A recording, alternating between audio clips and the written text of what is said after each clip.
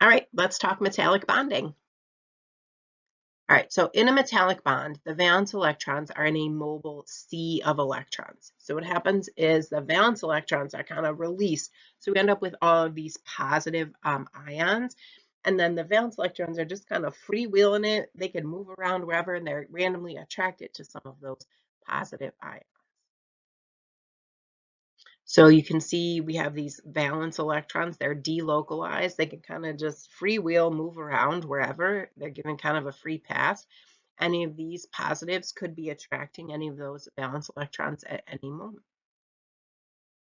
So what are some properties of metals because of that? So because of these unique kind of delocalized sea of electrons floating around, what are some properties?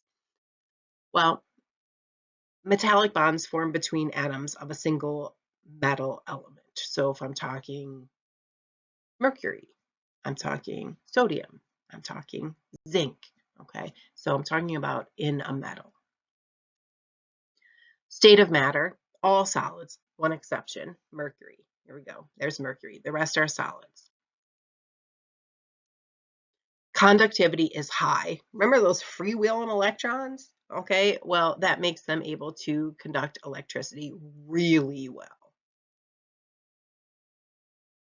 Are they malleable? Yes, they are. Are they ductile? Yes, they are. Okay, so metals are shiny, they have luster, they're ductile, so they can be stretched into a wire, they're malleable, they can be hammered into sheets.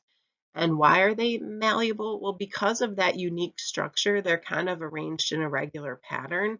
So the atoms are kind of in layers, and we can slide the layers over each other, allowing them to be malleable and ductile.